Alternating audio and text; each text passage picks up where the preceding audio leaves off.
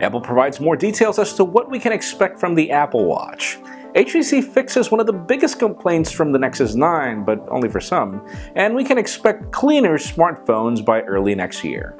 I'm Jaime Rivera, and unless you're being slammed against the wall in a shopping mall, happy Black Friday. This is Pocketnow Daily.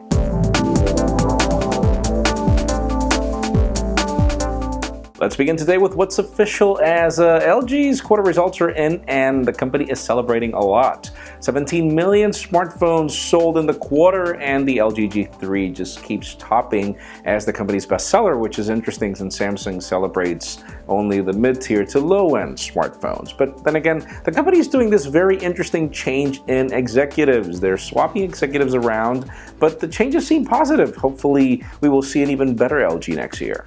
And speaking of smartphones, one very interesting change in the United States is that the company's legislation has just approved that the FCC logos and other logos will not be required on the back of your smartphone.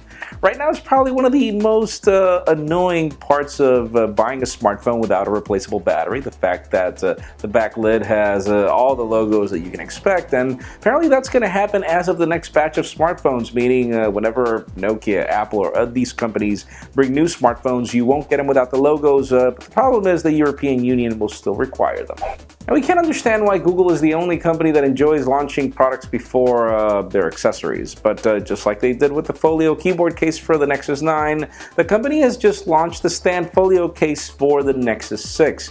It costs $40, but when you see what you're getting in this package, it's better than just the bumper. You're actually getting a full folio case that helps you stand the smartphone, in addition to allowing you to cover the display as well, and the leather looks really good. So $40 for all that functionality is pretty much worth it.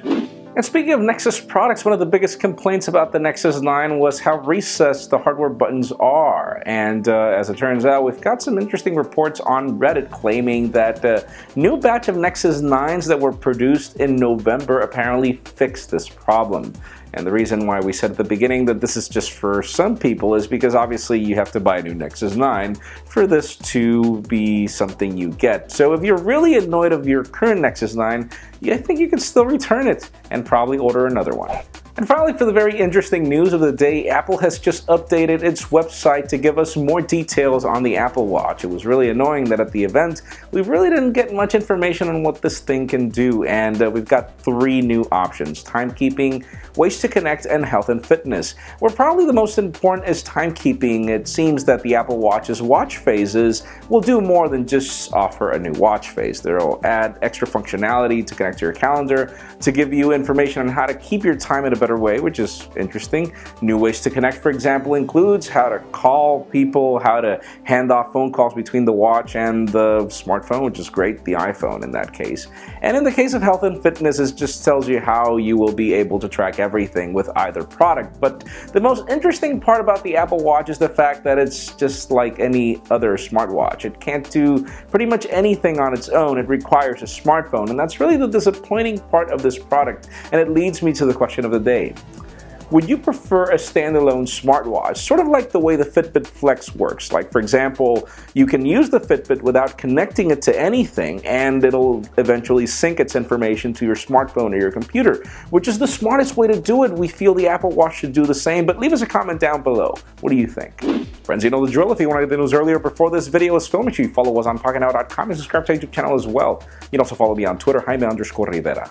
Please give this video a thumbs up if you like what you saw. I am Jaime Rivera. Thank you very much for watching. We will see you next week.